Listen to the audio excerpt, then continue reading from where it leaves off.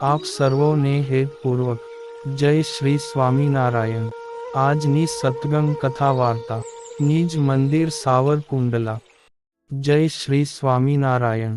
આજે આપણે અષાઢ માસના શુક્લ પક્ષમાં આવનારી દેવશયની એકાદશીના વ્રત વિધિ અને મહાત્મ્યની કથા વાર્તા અતિભાવ સહિત સાંભળશું। અષાઢ માસના શુક્લ પક્ષમાં આવતી એકાદશીનું નામ દેવશયની અથવા દેવપોઢી એકાદશી છે। હું તેનું વર્ણન કરું છું કે જેનું વ્રત મહાન પુણ્યમયી, સ્વર્ગ અને મોક્ષ પ્રદાન કરનારું, બધા પાપોને હરનારું તથા અતિ ઉત્તમ છે।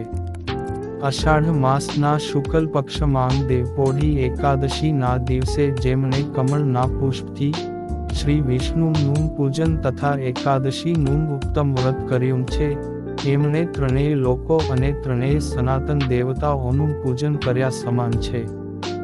દેવપોઢી એકાદશીના દિવસે મારું એક સ્વરૂપ રાજા બલીને ત્યાં રહે છે અને બીજું ક્ષીરસાગર માં શેષનાગની શૈયા પર ત્યાં સુધી શયન કરે છે કે જ્યાં સુધી આગામી કારતક માસની એકાદશી ન આવે ત્યાં સુધી।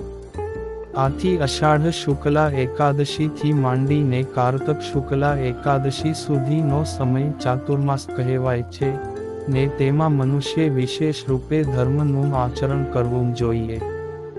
જે મનુષ્ય આ વ્રતનું અનુષ્ઠાન કરે છે એ પરમ ગતિને પ્રાપ્ત થાય છે। આથી પ્રયત્નપૂર્વક આ એકાદશીનું વ્રત કરવું જોઈએ। એકાદશીની રાત્રે જાગરણ કરીને શ્રી વિષ્ણુની પૂજા કરવી જોઈએ। એમ કરનારા પુરુષના પુણ્યની ગણના કરવામાં બ્રહ્માજી પણ અસમર્થ છે।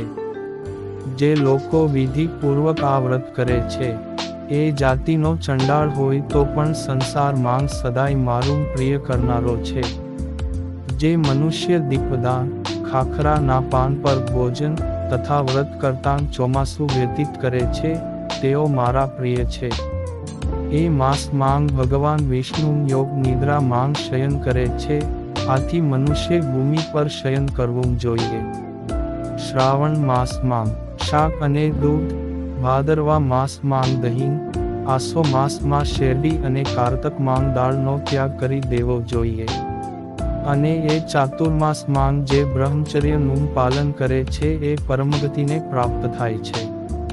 માટે હે રાજન, એકાદશીના વ્રતથી મનુષ્ય બધા જ પાપોથી મુક્ત થઈ જાય છે।